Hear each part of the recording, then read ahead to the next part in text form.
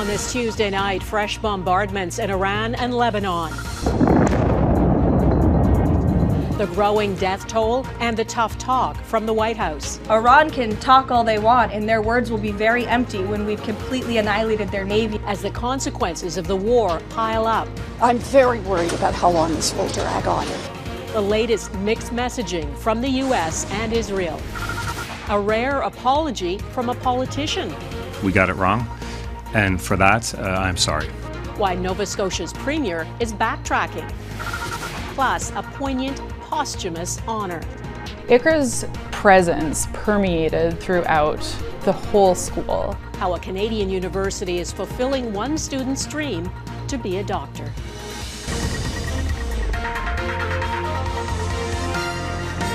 Global National with Donna Friesen. Good evening and thanks for joining us. The Trump administration says the war it launched with Israel will not end until Iran's complete and unconditional surrender and when President Trump decides it will end. Iran continues to be bombarded by airstrikes, including multiple attacks on the capital, Tehran.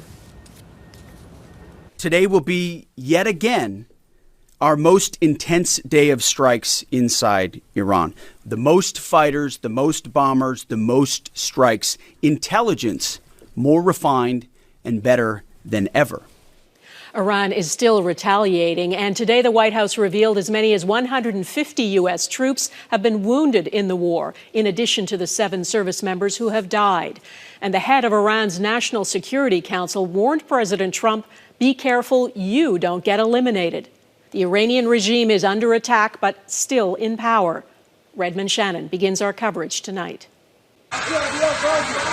The apparent aftermath of an airstrike just outside Tehran. Most international journalists can't enter Iran, so it's difficult to know the full extent of the destruction.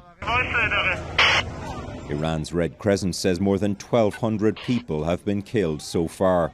An Iranian government spokesperson said the US and Israel don't want to bring democracy, but to tear Iran apart. The pictures behind her, children Iran says were killed by the US and Israel. She echoed Iran's military leadership by suggesting the country will block the Strait of Hormuz as long as the bombing continues. Iran also continues to fire back at Israel and against Gulf allies of the US. This is the aftermath of a drone attack in Bahrain that killed 1 person. Neighbouring Qatar has historically been an ally of Iran, not anymore. We rebuke any justification that the Iranians are offering for this attack. This is an attack on our sovereignty. Iran's blocking of oil and gas exports may not be bad news for everyone, though. So far, there is only one winner in this war, Russia. It gains new resources to finance its war against Ukraine as energy prices rise. But this war is arguably most keenly felt in Lebanon, as Israel targets the Iran-backed group Hezbollah. Lebanon's death toll relative to population may be far higher than Iran's, and 1 in 10 people are now displaced. Many Canadians are still looking for ways to leave the region with or without government help. Over 5 days last week, Ottawa helped almost 900 people flee. More buses and flights are scheduled for the coming days. Donna? Okay, Redmond Shannon in London, thank you. Air travel in the region is still heavily restricted, and so is commercial shipping through the Strait of Hormuz. The U.S. military says it has attacked 16 Iranian vessels it claims were laying mines near that major oil route. Whether any mines had actually been laid is unclear. The world's top oil exporter is warning of catastrophic consequences for the world's oil markets. The CEO of Saudi Arabia's state oil company Aramco says this is the biggest crisis the region's oil and gas industry has faced, and it's critical that shipping resumes. Amin Nasser says the disruption is having a drastic domino effect on aviation, agriculture, automotive, and other industries. He warns global oil supplies are already at a 5-year low, leaving little cushion if the conflict drags on. The U.S. Energy Secretary posted and then deleted a claim today that the U.S. military had escorted an oil tanker through the Strait of Hormuz. The White House later said it had not happened. But President Donald Trump did raise the idea of oil escorts last week. As Jackson Proskow reports, it's another example of the mixed and contradictory messages coming from the Trump administration. As American airstrikes hammer Iran, the White House remains unable to clearly explain why it decided to attack or how long the war will last. Ultimately, the operations will end when the commander-in-chief determines the military objectives have been met, fully realized, and that Iran is in a position of complete and unconditional surrender. This is not endless. It's not protracted. We're not allowing mission creep. At the Pentagon, the defense secretary would only give vague answers about a timeline and wouldn't say what it would take to end the war. We will not relent until the enemy is totally and decisively defeated. I think you'll see it's going to be a short-term excursion. President Donald Trump claims it will all be over quickly. He's vowing to fight on to an undisclosed endpoint without saying how long that could take. We could go further, and we're going to go further. The most honest assessment may have come from Israel, America's partner in this war. Israel's foreign minister said there's no sign the fighting is close to over. We are not close there, as the President of the United States said yesterday. In Washington, there's a growing sense of unease. Lawmakers left a classified briefing with the White House, clearly alarmed at what they heard and did not hear. We seem to be on a path toward deploying American troops on the ground in Iran to accomplish any of the potential objectives here. I'm very worried about how long this will drag on. We are hearing no logical estimates about when it will be over. It's possible an end is brought about by politics before peace. Soaring gas prices, mounting U.S. casualties, and fears of terrorist attacks at home are only driving up the pressure on Trump to end a war that still hasn't been explained to the American people. Jackson Proskow, Global News, Washington. Back in January, President Trump promised the Iranian people help is on the way, and regime change has been one of the shifting justifications for the war. Today, Israel's prime minister floated it again, posting this message to the people of Iran. We are waging a war of liberty, he says. This is a once-in-a-lifetime opportunity for you to remove the Ayatollah regime and gain your freedom. The reality is a new supreme leader of Iran has already been chosen, and unless he is assassinated too, he's expected to continue the regime's hard line. Jeff Semple reports. As rescue crews pulled bodies from the rubble in Tehran, with more explosions thundering nearby, the Iranian regime planned a party, ordering a mass rally to celebrate their newly named supreme leader. A mural was unveiled showing former Ayatollah Ali Khamenei passing the baton, handing an Iranian flag to his son and successor, Mujtaba. Even a cardboard cutout was apparently brought on stage. But the man himself was missing in action. I am very surprised because typically he should come out and give a sermon or give a military style speech. But it's been, 2 or 3 days, and we haven't seen him. We haven't heard from him, despite, the massive crowds on the street. The new supreme leader's absence is fueling speculation about his health, following earlier reports that he'd been badly injured in a strike. Iranian TV referred to Khamenei as a wounded veteran of the current conflict.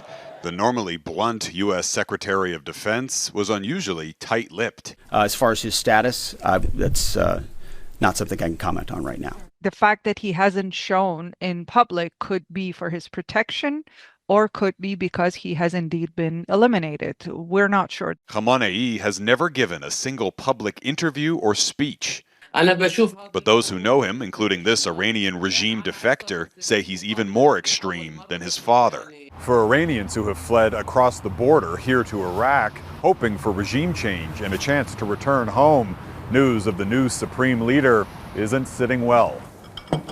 This Iranian refugee runs a cafe and bookshop on the Iraqi side of the border. A decade ago, he helped to organize this women's rights rally in Iran. As a result, he was arrested and tortured. When the U.S. launched their attacks on Tehran, he hoped he might finally soon be able to return home. But after President Trump's comments on Monday... Are you thinking this week it will be over? No, but soon. Days? Very soon. He's now worried about a new worst-case scenario. If the war stops without removing the regime, it will be a disaster for the Iranian people, he says, because we know if the regime is allowed to rebuild and get its strength back, they will crack down worse than ever. Khamenei is said to have close ties with Iran's Revolutionary Guard, known for cracking down at home and waging war abroad. Regardless of Khamenei's health, analysts say his appointment to supreme leader suggests the IRGC is very much in charge. Donna? Jeff Semple in Erbil, Iraq, thank you. Police in Toronto are searching for 2 suspects after shots were fired early this morning at the U.S. consulate in that city. No one was injured, and though authorities are treating it as a national security incident, they say it's too early to link it to the U.S. and Israeli attacks on Iran. Sean O'Shea explains what happened and why investigators are asking for the public's help in finding the suspects. The U.S. consulate in downtown Toronto, a crime scene early Tuesday morning after police say 2 men fired shots at the building just after 4:30. There were people inside the building. However, this building is highly secure, highly fortified, and there were no injuries. Police released this image from security video of a white Honda CR-V. 2 individuals emerged from the vehicle, discharged at what appears to be a handgun at the front of the building, and then got back into their vehicle and drove southbound. It's definitely a national security incident. The RCMP is overseeing the investigation because it involves a consulate. Whether it's a terrorist event or not, that'll be subject to the investigation that will be undertaken in the coming days and weeks. This incident follows shootings outside 3 synagogues in Toronto in just over a week. Police haven't connected the events. Political leaders say finding the perpetrators is a priority. So to ensure that all forces and resources of the federal government are cooperating with local police and provincial police. And I have all the confidence in the world that they're going to catch these criminals and we're going to hold them accountable. Conservative leader Pierre Poilievre blamed Canadian immigration policy. This is not the Canada that we knew and the Canada that we want. We want a country that is safe and secure. Expect more of the same as long as this war goes on. This retired Canadian counterterrorism expert says the United States government will remain a target as long as it's involved in war in the Middle East. More and more people are going to become angry, and people will become angry and frustrated at a lack of progress, often do some pretty silly things. Extra security added here to the U.S. consulate and at the nearby Israeli consulate as they look for 2 suspects. Donna. All right, Sean O'Shea in Toronto, thank you. The American president has insulted Canada's prime minister on social media again. This time, it's about fish. On Truth Social, President Trump posted about working with U.S. governors to address the spread of invasive Asian carp in the Great Lakes. He mentioned Mark Carney, calling him the future governor of Canada and someone he knows will be happy to contribute to this worthy cause. President Trump has referred to Mark Carney and his predecessor, Justin Trudeau, as governor a number of times since returning to office. Carney has said he isn't going to comment on every tweet or truth or comment from whoever and says he can handle it. The family of a girl who was critically injured in last month's mass shooting in Tumbler Ridge, BC, is suing OpenAI, which owns ChatGPT. The mother of 12-year-old Maya Gabala claims the company had specific knowledge that the shooter was using ChatGPT to plan a mass casualty event. When concerns over the violent posts were raised to OpenAI's leadership, the company banned the account but did not alert law enforcement. OpenAI later confirmed the shooter opened a second account following the ban, despite a protocol in place that was meant to flag repeat policy offenders. OpenAI has not responded to the claims made in the lawsuit. TikTok, which had been banned from operating in Canada because of national security concerns related to its Chinese parent company, is now free to set up shop in the country.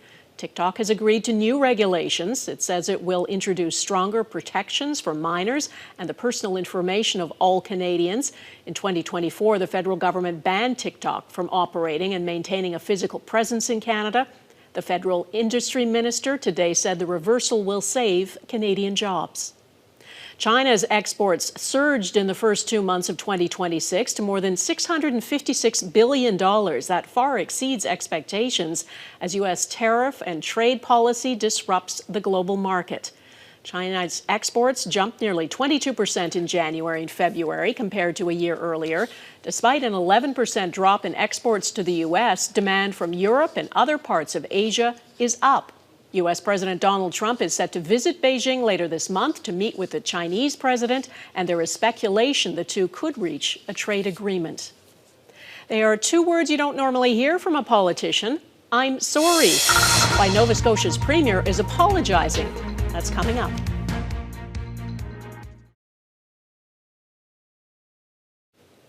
It is rare for politicians to backtrack on policy decisions, but that is what Nova Scotia's Premier is doing. Tim Houston says he is sorry for planning big budget cuts to hundreds of provincial programs. The plan was met with intense public backlash.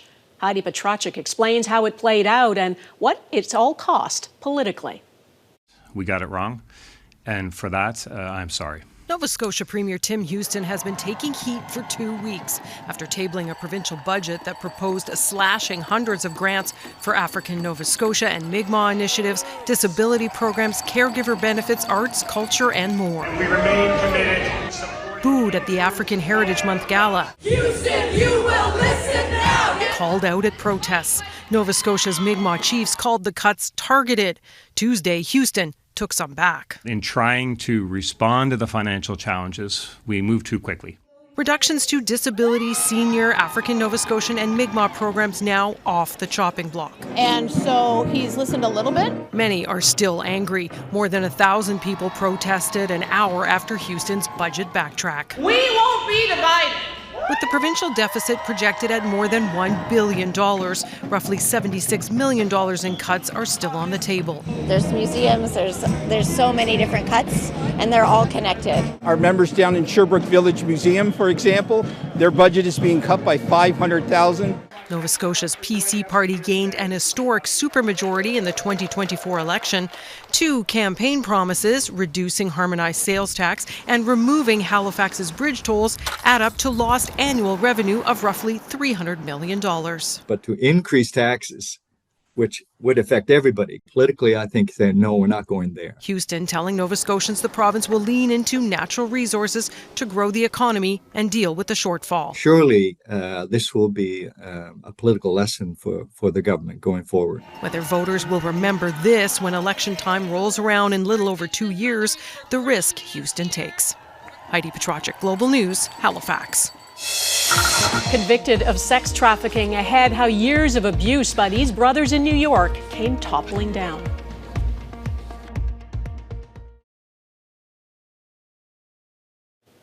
One of Canada's most notorious serial killers, Alan Legere, has died in prison. Known as the Monster of Miramichi, he was convicted of rape, arson, and murder in New Brunswick. Legere died Monday while serving a life sentence in prison in Edmonton. He was first jailed back in 1987 for the murder and sexual assault of an elderly couple. In 1989, he escaped custody during a hospital visit and went on to torture and kill 4 more people before he was caught several months later. Rick McLean is a journalist in Miramichi who covered the case. He was a 78-year-old man in a prison on the other side of the country, and they were still afraid of him. They were waiting for the headline, "Dead." Legere was denied parole multiple times, including late last year, because he was still deemed a high risk for violent offenses. His cause of death has not been released. 3 wealthy brothers in New York City have been convicted in a federal sex trafficking case involving multiple women. 2 of the men are among the top luxury real estate brokers in the U.S. Prosecutors accused Oren Tal and Alan Alexander of using their wealth to lure women and girls to exclusive parties and luxury homes where they drugged and sexually assaulted them. The brothers could face up to life in prison. Their lawyers say they plan to appeal. Next, honoring the Calgary medical student who refused to let cancer set limits on her life.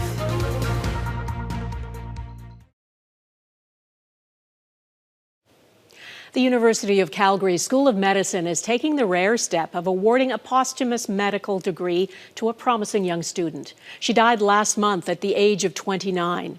First diagnosed with cancer in high school, her experience with the disease fueled a desire to help others. And now those who love her are making sure her legacy lives on.